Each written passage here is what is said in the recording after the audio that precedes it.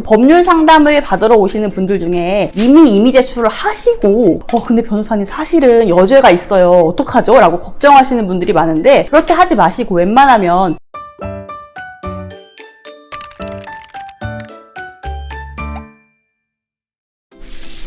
안녕하세요. 학교랑 법이랑의 이미랑 변호사입니다. 오늘 오랜만에 구독자님께서 보내주신 사연을 먼저 한번 확인해보고 디지털 포렌식에 대한 설명을 이어서 드리도록 하겠습니다. 안녕하세요. 저는 고등학교 1학년 남자아이를 키우고 있는 엄마입니다. 얼마 전 경찰에서 갑자기 연락이 와서 우리 아이가 범죄 수사를 받아야 한다면서 휴대폰을 가지고 경찰서로 오라고 하시더라고요. 인터넷 찾아보니까 휴대폰을 이미 제출할 수도 있고 영장을 받아서 강제로 압수당할 수도 있다는데 제가 어떻게 해야 될지 잘 모르겠습니다. 디지털 포렌식 절차도 참여해야 한다는 글이 있고 아니라는 글이 있어서 현재 매우 혼란스럽네요. 라는 사연을 보내주셨습니다. 아마도 이제 사연자님의 아버지님께서는 휴대폰을 이용한 범죄, 높은 확률로 영상물 촬영이나 유포 같은 혐의를 받고 있을 것 같습니다. 이런 류의 범죄에 있어서 휴대폰의 이미 제출과 포렌식이 문제가 되는 경우가 많거든요. 그럼 하나씩 한번 설명을 드려보도록 하겠습니다. 먼저 수사기관이 피의자의 휴대폰이나 컴퓨터 등 전자기기를 조사할 필요성이 있을 때 두 가지 옵션이 있을 수 있습니다. 첫 번째는 피의자가 휴대폰을 임의로 제출하는 것입니다. 자신의 의지로. 임의 제출할 때 비밀번호도 적어주고 연동된 클라우드 아이디 비밀번호도 적어주는 등 수사기관의 수사에 자발적으로 응하게 됩니다. 두 번째로는 영장에 의한 압수입니다. 드라마나 영화 통해서 많이 보셨죠. 피해자가 임의 제출을 하지 않겠다라고 거부할 경우에는 수사기관이 영장을 발부받는 경우도 있고 처음부터 증거 수집을 목적으로 영장을 발부받아 집으로 들이닥치는 경우도 있습니다. 주로 아청 사건 같이 좀 심각한 범죄 같은 경우에는 미리 연락하지 않고 무조건 집으로 먼저 찾아오는 경우도 있습니다. 그럼 어떤 방식이 더 좋은 걸까요? 이건 워낙 범죄 혐의마다 사안마다 다르기 때문에 일률적으로 말씀드리기는 어렵긴 합니다. 어차피 범죄 혐의를 인정하고 험처를 구할 방식으로 이제 변론을 할 거라면 임의 제출을 한 다음 수사기관에 협조하는 태도를 보이는 게 나을 수도 있겠죠. 아니면 여죄, 숨겨진 여죄가 있다거나 시간을 벌어야 할 만한 상황이 있다면 임의 제출을 거부하는 게 나은 상황도 있을 수 있겠습니다. 그 법률 상담을 받으러 오시는 분들 중에 이미 임의 제출을 하시고 그 다음에 와서 근데 변호사님 사실은 여죄가 있어요. 어떡하죠? 라고 걱정하시는 분들이 많은데 그렇게 하지 마시고 웬만하면 경찰 조사 전에 미리 한 번쯤은 법률 상담을 받으시는 게 좋겠습니다. 네, 그래야 이게 어떻게 하는 것이 본인 상황에 더 적합한 것인지를 알 수 있기 때문이죠.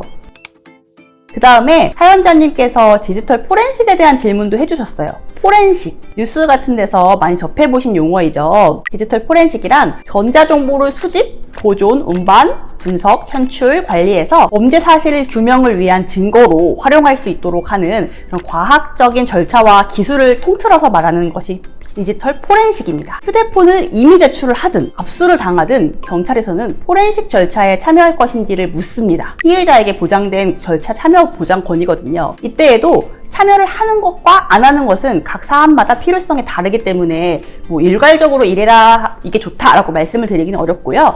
대략적으로 포렌식 절차에 참여하면 구체적으로 어떤 혐의와 증거가 있는지를 파악할 수 있다는 장점이 있지만 생각보다 절차가 엄청 오래 걸릴 수도 있습니다. 아무 생각 없이 참여한다고 하셨다가 몇 시간 동안 그냥 가만히 앉아서 기다리셔야 될 경우도 있거든요. 절차에 만약에 참여를 하지 않을 경우에는 경찰이 이미 디지털 증거를 확보한 후에 피의자 신문 단계에서 대략적인 혐의 사실을 파악할 수 있게 된다는 단점이 있는 대신에 절차가 간략히 종료될 수 있는 장점도 있을 수 있겠죠.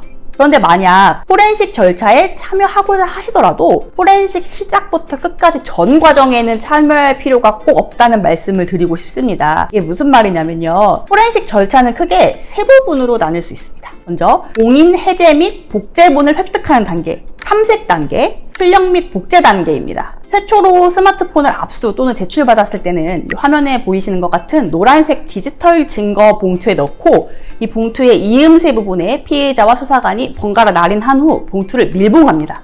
왜 이렇게 할까요? 디지털 증거물이 중간에 바뀌지 않는다는 것을 확인시켜주기 위해서죠. 이후에 시도청의 포렌식계에서 이 봉투의 봉인을 해제하고 복제본을 획득하는 단계가 첫 번째 단계입니다. 근데 사실 사연자님이 뭐 유명 정치인이 아닌 한 2단계에서부터는 포렌식에 꼭 참여하실 필요 없습니다. 수사기관이 굳이 일반적인 사건에서 봉투를 바꿔치기 해서 없는 죄를 뒤집어 씌울 확률은 사실 희박하죠. 또한 2단계는 시간이 생각보다 훨씬 많이 소요될 가능성도 있습니다. 공인을 해제해서 휴대폰에 있는 모든 정보를 복제하는 단계이기 때문에 몇 시간 동안 그냥 멍하니 로딩이 되고 있는 화면만 보고 앉아 있어야 되거든요. 그래도 휴대폰이 여러 개거나 숨겨진 폴더가 있을 경우에는 더 오래 걸릴 수도 있습니다.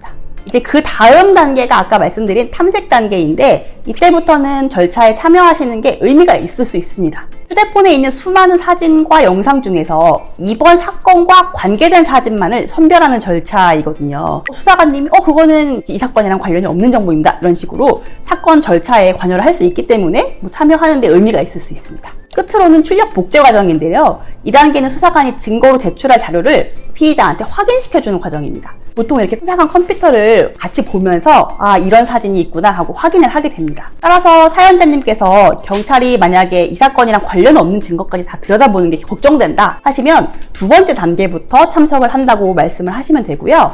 단순히 그냥 어떤 증거가 있는지 궁금한 정도이시라면 세 번째 단계부터 참석을 해서 영상을 확인하시면 되는 것입니다. 오늘은 디지털 증거의 임의 제출과 포렌식 절차에 대한 설명을 드렸습니다. 사실 포렌식에 대해서는 유의미한 판례도 많고 형사소송법적인 쟁점도 많은 부분이긴 한데 그런 학술적인 부분보다는 실제 사건에서 가장 중요한 부분, 참여를 해야 되느냐 말아야 되느냐 이러한 부분만을 추려서 설명을 드렸습니다. 만약에 이 영상이 도움이 되셨다면 구독과 좋아요를 부탁드립니다. 감사합니다.